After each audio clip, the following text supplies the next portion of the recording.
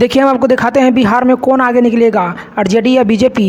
चलिए हम दिखाते हैं, वीडियो की ओर ले चलते हैं। जो है वो सामने आ गया है। बिहार की 40 सीटों का ये एग्जिट पोल सामने आ चुका है। इंडिया टुडे एक्सेस माई इंडिया का बिहार को बीजेपी को बिहार में 13 से 15 सीट मिलती हुई यहां पर दिखाई दे रही है। बिहार में जेडीयू को 9 से 11 सीट मिलती हुई दिखाई दे रही है और बिहार में 5 सीट जीत रही है एलजेपी, जहां पर वो अपने उम्मीदवार उतारे थे उन्होंने।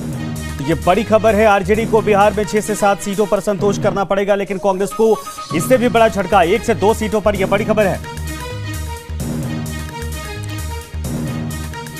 और तमाम चर्चाओं के बीच में हमारे साथ सुब्रत पाठक जुड़े हुए, जो कि कन्नौज सांसद हैं। सुब्रत जी, आपका बहुत बहुत स्वागत है।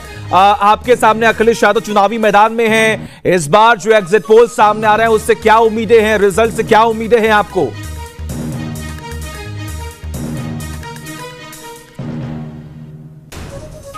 सुब्रत जी, आपको मेरी आवाज मिल रही है?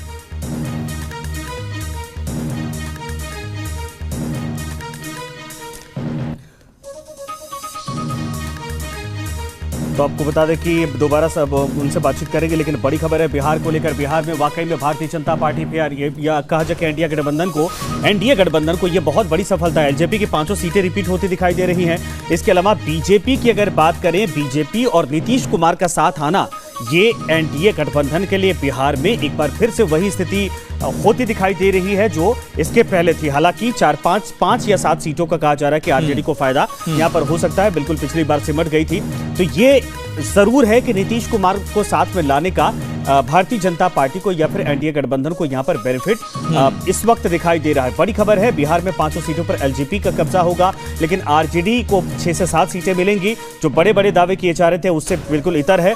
कांग्रेस को 1 से 2 सीटें मिल सकती है, लेकिन कुल मिलाकर अगर ये देखा जाए तो 7, 8, 9 सीटों का डेंट यहां पर जरूर है। लेकिन एक ओवरऑल जो दक्षिण भारत में कवरेज बेहतर दिखाई दे रही है, यहां से अगर कुछ कम होता दिखाई दे रहा तो वहां से मेक ओवर होता। और देखिए, मेरे ख्याल से अगर मैं गलत नहीं हूं संजय, तो शायद बिहार एक ऐसा राज्य जहां पर अब तक बीजेपी का कोई मुख्यमंत्री जो है वो नहीं बना। नहीं, ये बिल्कुल सही है कि वहां मुख्यमंत्री कोई नहीं था, लेकिन नीतीश कुमार और भारतीय जनता पार्टी साथ में तो लंबे समय तक रहे। लेकिन देखिए, ये जो बीच में बिहार की सियासत भी आपने समझी होगी, जो वहां पर टूट फूट की राजनीति आप कह लीजिए, तोड़ जोड़ की राजनीति जो है वो कह लीजिए, इन सब के बाद बीजेपी बहुत कॉन्फिडेंट थी कि देखिए इस बार नंबर जो है वो उनके खेमे में आएंगे, उनके साथ आएंगे। और शायद वही इस बार भी हुआ, क्योंकि बीजेपी ने पूरा फोकस बिहार पर भी कर रखा था। साउथ के पर तो हमने बात की, लेकिन बिहार की अगर हम बात करें विशेष तौर पर, तो वहां पर भी बिहार को समझते हुए और एक बहुत ही अच्छा मौका मिला जब नीतीश कुमार ने